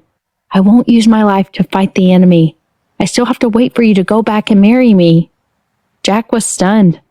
A moment later, the corner of his mouth secretly curled up and a hint of sweetness rose in his heart. "Then don't do anything brave later." Sylvia pretended to be obedient and nodded. "I know, I'll listen to you." Langdon's gaze became strange as he listened by the side. After Sylvia got into the car, Jack was about to go in when Langdon gave him the thumbs up. "Bro, you have a way with your wife. A tomboy like Sylvia is like a little woman in front of you." Jack blinked his eyes with confusion. How was Sylvia a little woman in front of him? He was baffled and ignored him. He got into the car and sat next to Sylvia. Sylvia was worried last night. She didn't even close her eyes. Now that he was safe and sound beside her, she was relieved. She moved closer and leaned her body against his chest. Jack was satisfied and reached out to hug her. Suddenly, he saw Langdon peeking through the rearview mirror. His handsome face heated up and he whispered to Sylvia, "Sylvia, there's someone in front." "So?" Sylvia asked faintly. Jack lowered his head shyly. He saw the woman in his arms with her eyes closed. There was tiredness under her eyes and her lips were slightly pale. His heart twitched slightly and he hugged her tightly. "Isn't there someone in front?" Sylvia reminded him with a low laugh. He's not human," Jack said vaguely. Sylvia sweated. She suddenly felt a little sympathetic for Langdon. When they arrived at the fish farm, Langdon took the lead while Sylvia took the rear. The fish farm was a little more troublesome than the villa. But with Langdon sniping from the shadows, they quickly took the farm. Not long after, the Samoan police also rushed over and arrested some illegal researchers. Sylvia and Jack were sent to the hospital. Sylvia was more seriously injured than Jack. She was injured in a fight at the fish farm and fell asleep when she was treated by the medical staff in the emergency room. When she woke up, it was pitch black outside. Jack was lying on the side of the bed, fast asleep. His hand was still stuck with a needle. He was also receiving an IV drip. Sylvia turned to look at him in a way that she had not looked at him for a long time. She could tell that he was not doing very well these years. His delicate and fair face had become much rougher, and the stubble on his face was a little messy. He did not know how long it had been since he had cleaned it up, but fortunately, he had a fair face. He still looked handsome even if he suffered a lot. She reached out to touch the wound on his face, but coincidentally saw a huge mosquito lying on his face. Without thinking, she slapped him directly. The crisp sound of a slap woke Jack up. He covered his face in pain. When he saw Sylvia's hand in the air, he was stunned. He reacted and immediately felt wronged. "Sylvia, I didn't fall asleep on purpose. Don't hit me." Sylvia was embarrassed, but soon her heart ached. How fierce was she in his heart? Was she such an unreasonable person? "How could I bear to hit you? I treasure you. You're my darling. You're my flesh. I just saw a mosquito on your face." "Oh, I see." Jack was embarrassed by Sylvia's mushiness. "There are quite a lot of mosquitoes in this ward. I'll go out and buy mosquito repellent for you after I finish the drip." "You're a patient. Where are you going? Let Langdon go." Sylvia sized up this ward. The hospital rooms in Samoa were really not that good. There were 3 beds in the room and they were all very old. The walls were yellow and looked dirty. She sighed. These places were still too backward. "What time is it now?" Jack looked at his watch. "It's 9 o'clock in the evening. Are you hungry?" Langdon bought some food. He took out a hamburger and water from the drawer. There was also some fried meat, ham, and the like. Sylvia lost her appetite at a glance. Although she had not been here for long, the food here was too greasy. No wonder the people here were all tall and strong. "Eat some." Jack opened the hamburger and coaxed her. "We'll eat delicious food when we get back home." Sylvia sat up with difficulty. She took 2 bites of the hamburger and handed it to him, indicating that he should eat it too. Jack looked at the place where she had eaten and took a bite as well. It was like kissing. He had never thought that a hamburger could be so delicious. "By the way, have you been staying here for the past 2 years?" Sylvia asked. "No, I just came here a year ago. I was in Mon before," Jack said as he looked down.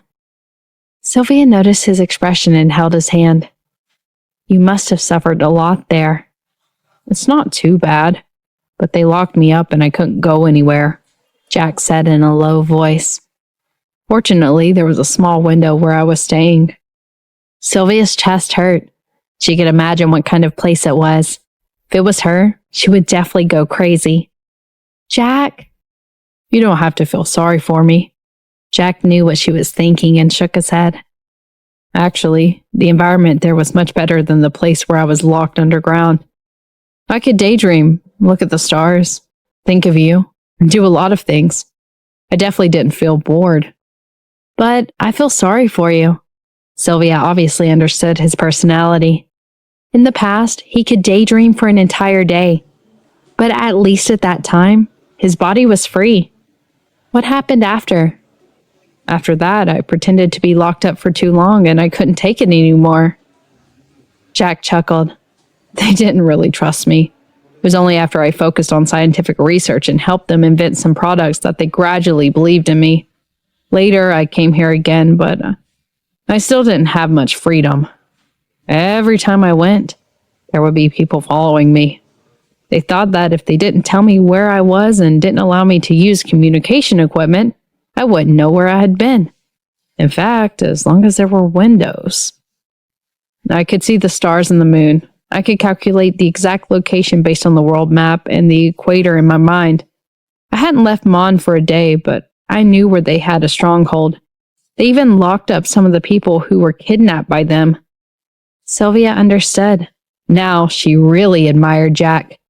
If it was her, she wouldn't even know where Mon was. Not to mention astronomy. She also had no idea about geography. "What happened to your face?" Sylvia suddenly asked. Jack touched it with his hand and said dejectedly, "I got the injury when I was just caught by them. Let's not talk about this anymore. It's all in the past. Hurry up and eat something to fill your stomach." Sylvia quietly lowered her head and ate her burger. Although he didn't want to say it, she knew that he must have suffered a lot. She was a police officer and had seen many people who would do anything to achieve their goals. Sylvia, drink some water. The food here is too oily. Jack gave her a bottle of mineral water. Sylvia sighed. You said that you've lived here for so long and ate these things every day. Why haven't you become fat? I control my weight, Jack smiled. I'm afraid that if I eat too much, you won't like me when I go back. The corner of Sylvia's mouth twitched. It was not easy for one to control his weight when one was a spy. Are you stupid? You still have to eat when you're hungry. Do I look like someone who cares about appearance? I'm not. I'm more concerned about inner beauty and your feelings for me. She felt a little bit sorry toward the end of her sentence. She imagined what it would be like to see Jack become a strong, greasy fatty after their reunion. She suddenly couldn't bear to think about it anymore. Sylvia, do you mean it? Jack's eyes lit up. He was very happy. He knew that Sylvia wasn't such a shallow person, but he still wanted to leave a good impression in front of the woman he liked. After all, Sylvia was so outstanding and her love rivals were also great.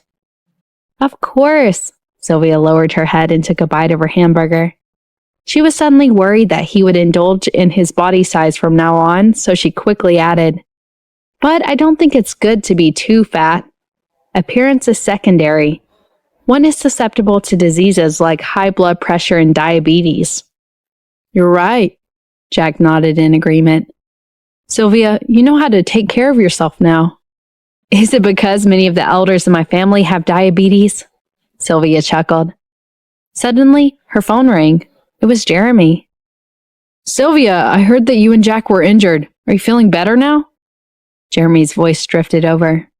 Just as Sylvia was about to answer, she suddenly noticed Jack sneaking over. It was as if he wanted to put his ear on the microphone as well. However, seeing that Sylvia noticed it, he quickly sat up straight again. The corners of Sylvia's mouth curled up. I'm much better. All my vitals are fine. What about you? The leader of the Talks organization was caught, but her daughter ran away, Jeremy said regretfully. She escaped on a yacht. We're still not familiar with the terrain here. In addition, the locals aren't very cooperative. But I believe Manda won't be able to cause any more trouble now. Sylvia couldn't help but frown. How could you let her run away? Manda dared to have improper thoughts about her man. She was going to lock her up for the rest of her life. It can't be helped. Manda has done a lot for the Talks organization. When we go back and check their accounts, we'll freeze their funds. She has no money, no stronghold, and her people have been caught. Even if she runs away, it won't be a problem. They'll be caught sooner or later, Jeremy said. I'll be here tomorrow morning. We'll be back as soon as possible. Sylvia put down her phone and gave Aaron a call. Only Aaron knew that she was here to save Jack. After all, the mission was confidential. Brother, I'll be back soon. The phone was silent for a while, then Aaron lowered his voice and said angrily, Sylvia, do you know what time it is here? It's midnight. I'm sorry, it's still night here, Sylvia chuckled and said. I thought you'd be happy to hear that I'm back. What's there to be happy about? I knew that an evil child like you would be an eyesore even to God, Aaron said. Where's Jack? Is he dead? Bro, what are you talking about? Sylvia sounded unhappy. I'm telling you, I found him. After saying that, she turned to Jack and asked, Do you want to talk to my bro? Jack hesitated for a moment, then lowered his head and said into the microphone, Brother, hello. Can I come back and marry Sylvia now? His question was too sudden. Sylvia nudged him with her elbow, feeling embarrassed. The speaker was on and Aaron's voice drifted over. Hurry up and marry this old woman. I think no one else can take her except for you. Sylvia hurriedly turned off the speaker and exclaimed fiercely to Aaron, What are you talking about? Heh, Aaron chuckled. Are you afraid that he'll know that you're so tough that no man dares to chase after you anymore? Get lost. Sylvia hung up the phone, then brushed her hair and ordered Jack. It's getting late. Go to bed early. Oh, Jack nodded honestly. Sylvia, can you move to the side a little more? Sylvia looked at her narrow bed for a while. You can sleep on the empty bed next to it. I don't want to. Jack blinked his big black eyes and shook his head. If he wanted to sleep on a bed alone, he would have gone to bed early. Sylvia could not help but stare at him. Finally, she opened the blanket and the two of them squeezed into a small bed that was only 1 meter wide. Jack buried his head in her neck and muttered, Sylvia, why do I feel like everything isn't real? Perhaps it was because these years had been too hard to endure. Every day was like counting the days. When she finally arrived, it felt too surreal and unsettling. I feel like it's quite real, Sylvia chuckled. Jack, it's all in the past. Let's live a good life from now on. Jack raised half of his face. Under the dim yellow light, he looked at her for a while before gently pressing his lips on hers. Jack, tomorrow, shave. It's too prickly. Yes, baby. Don't talk. The next day, Jack woke up first. However, because the bed was too narrow, he did not move much the whole night. His back was sore. After washing his face, Langdon came to visit the two of them with breakfast. However, when he saw that Sylvia's bed was very messy, and the bed beside it was neat and tidy, he was a little speechless. It can't be. The two of you squeezed in such a narrow bed yesterday. Is it necessary? It's necessary. Sylvia lazily leaned against the pillow. We've been separated for a few years, and I really want to stick together at all times. Don't you have this feeling when you go back to see your wife? Langdon shook his head. After being married for a long time, love will become a kinship. It won't be as inseparable as before. You won't understand even if I tell you. You'll understand after you've been married for 10 years. Sylvia, I'll still be the same 10 years from now. Jack wrung a towel and handed it to Sylvia. Sylvia wiped her face. At 10 o'clock, Jeremy, Sharon, and the others rushed to the hospital to visit her. Jack immediately became alert. He couldn't help but look at Jeremy. After not seeing him for so long, Jeremy had become sharper than before, and his figure was more burly. The light in his eagle-like eyes were somewhat similar to when Sylvia looked serious. He could not help but look down at his own figure. It really looked thin. Hello, Professor Kipling. Jeremy saw him and took the initiative to reach out his hand to him. It's been hard on you for the past 3 years. If it weren't for your help, we wouldn't have been able to destroy the organization so quickly. Thank you very much. He was sincere. In the past, he did not really like Jack because of their relationship as rivals in love. But now, he sincerely admired him. He had seen too many people who were undercover.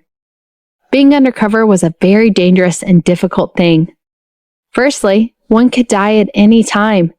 Secondly, one had to be separated from their family for a long time. And Jack was not a graduate of the police academy, nor was he a professional undercover. But he still chose to infiltrate the Talks organization. This was something he truly admired. So from that moment on, he knew that Sylvia had really met the person who could protect her for the rest of her life.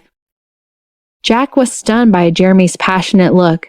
After a while, he came back to his senses and said, This is what I should do. I'm also helping myself to solve the problem. No matter what, with your identity, the police will spare no effort to protect you.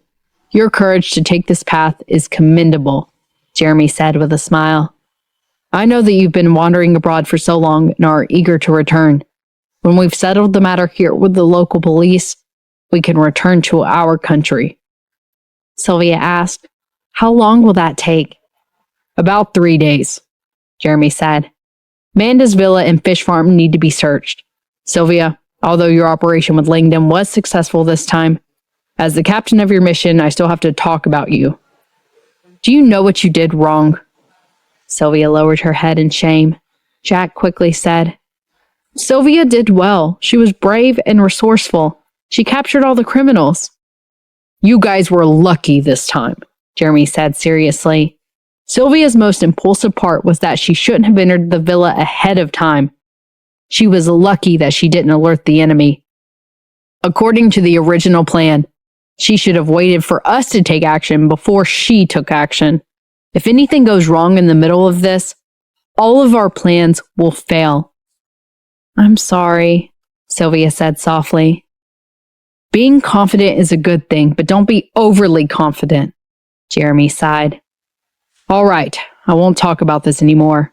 Remember this next time. Sylvia nodded her head vigorously.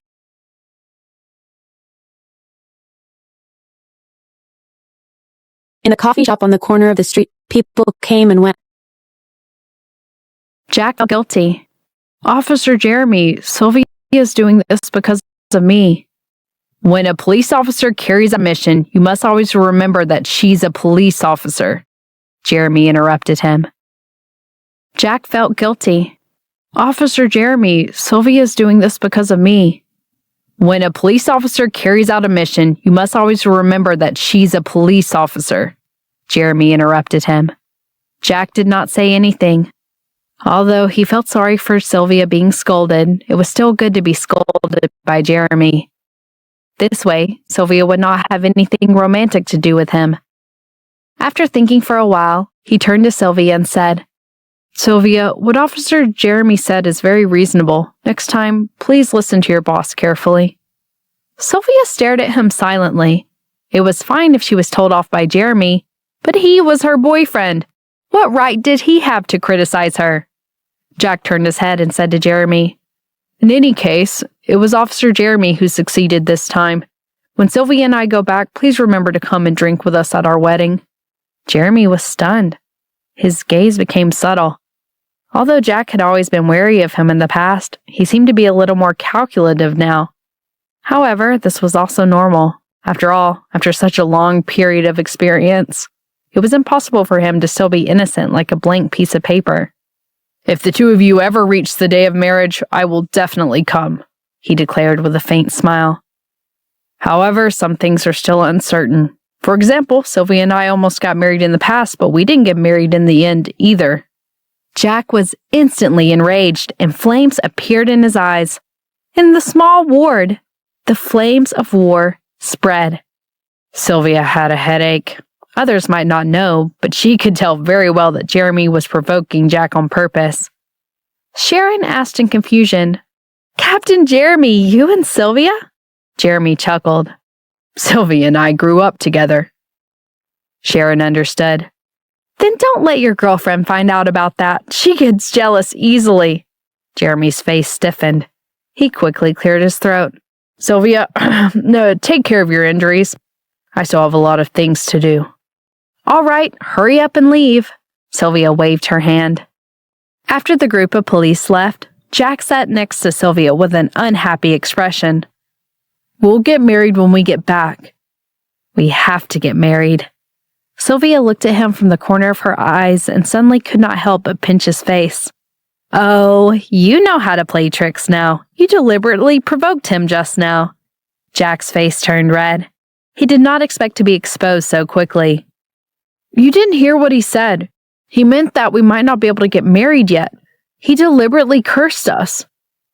Who told you to show off on purpose? Sylvia smiled. I already told you that he has a girlfriend. Why are you still so petty? Jack did not say anything. Sylvia did not understand. Some people were destined to be unable to get along peacefully. For example, Jeremy. Even if he had saved him 10,000 times, he would still be wary of him because he was Sylvia's first love. Sylvia's first kiss must have been given to him. He was jealous. Sylvia, I'm going to shave. After Sylvia finished her breakfast, she saw him come out after shaving. Other than his face is a little darker, there were many scars on his face. He was still as handsome as a fine piece of jade. She really wanted to pounce on him, but now that her waist was injured, she could not move much. Because the hospital's environment was really bad, there were too many mosquitoes at night. The next day, Sylvia checked out of the hospital and moved into the hotel. Jack followed her anyway. When they arrived at the hotel, they found out that there was a swimming pool and a private beach near the beach. They were living in a single-family house with lush trees in the garden. He was puzzled. Sylvia, can you live in such a nice house when you're out on a mission? Sylvia smiled and rolled her eyes at him. Of course not. This is my private reservation. Now that the mission is completed, it can be considered private time. Thinking about how the two of us rarely go out on a solo trip, there are 2 days left. We can spend the time alone by the beach, even though the environment here is still far from the Maldives. She let out a long sigh and threw herself onto the beach chair in the courtyard. She narrowed her eyes and said, "It's been a long time since I've been so relaxed and content." She thought about what kind of life she had been living these past few years. She had been tense all the time and didn't dare to relax at all. She was afraid that she would think of Jack. Now her beloved had returned to her side, and the bad guy had also been caught. She had never felt more at ease. Jack sat quietly beside her, looking at the sea and the blue sky in the distance. The waves hit the beach again and again. Although he had stayed in Samoa for more than a year, he had never felt that the sea was as beautiful as it was today. Even the air was filled with a faint fragrance of flowers. He understood Sylvia's mood. In these 3 years, she had lived her life as heavily as he did. "Sylvia, now that you've joined Interpol in the future, would you work outside often?" He suddenly remembered something and his mood immediately became less relaxed. "I heard from Officer Langdon yesterday he spends 320 out of 365 days a year outside." He really wanted to see Sylvia every day. He could not bear to be apart for so long. "I'm not an Interpol officer now. I'm only transferred here temporarily." Sylvia could not help but laugh. "I'll have to return to Rosewood City when I get back, but I'm the captain of the city. I'm also very busy. I have a lot of cases every day." "Sylvia, you're really amazing." Jack sincerely admired her. "But it must be very hard." Sylvia's chest tightened. After a while, she nodded. "It was hard. Sometimes I worked overtime until 1 or 2 in the morning and couldn't come home for a few days. But I felt fulfilled and satisfied, so I plan to be a police officer for the rest of my life. Do you support me?" "I support you." Jack leaned his head on her thigh quietly. "But I have one condition. I want you to be safe and sound. Arresting people is important, but what's more important is your life. Think about it. You still have a hubby." "What hubby? I haven't married you yet." Sylvia smiled and pinched his ear. She looked into the distance. Time seemed to be peaceful. After dinner, the two of them held hands and strolled around the nearby streets. There was a lot of fruit and seafood here. The only regret was that the barbecue here was not very good. In addition, Sylvia was not good at cooking and Jack was injured. The two of them could not cook by themselves either. When they passed by the pier with a coconut in their hands and saw the fishermen selling all kinds of fresh sea fish by the sea, Sylvia shook her head and sighed. "What's wrong?" Jack was baffled. He had probably lived on the fish farm too long and ate too much fish, so he was completely immune to these fish. "Look, this prawn is so fresh, so fat, and so cheap." Sylvia smacked her lips, her eyes shining. If only Jeffrey was here at this time. As she spoke, the man who was holding her suddenly let go of her hand. Sylvia did not notice it until she stared at another fresh fish. She felt her entire heart hurt. "Oh my God, this is an Atlantic blue marlin. This is the top ingredient for sushi." She screamed for a long time and realized that the person around her did not say anything. She turned around and saw Jack standing behind her with a stinky expression. "Who offended you?" Jack did not say anything and walked forward with his head down. "What's wrong?" Sylvia quickly chased after him and held his hand. "Is your period here?" Jack glared at her with hidden bitterness. Sylvia frowned. "If you have something to say, say it. I didn't offend you. There has to be a reason." "Jeffrey," Jack said unhappily. "Who is he? Why do you wish for him to be here? Isn't it good for me to be here?" He knew nothing about her for the past 3 years. It was possible that she had other love rivals. Sylvia rolled her eyes at the sky speechlessly. "Don't you know Jeffrey? Haven't you met him before?" Saying this, she just walked past him. After visiting the pier, Sylvia wanted to go to the night market again. Although it was called a night market, it was actually sunset in Samoa because it didn't get dark until late at night. There were many people outside at night, and Jack didn't quite agree with her plan. Sylvia, let's go back to the hotel. After all, Amanda hasn't been caught yet. This is a territory she's familiar with, and even I'm not that familiar with it. Moreover, the security here is not as good. It's common for many foreigners to come here and get robbed every day. Sylvia laughed disapprovingly. That's because they don't know my skills. Jack frowned. He felt that Sylvia's words were too arrogant. What about Amanda? Based on my understanding of her, she definitely won't let it go. Although the police here are also cooperating with Jeremy, they actually won't do much to catch her. This place is too remote.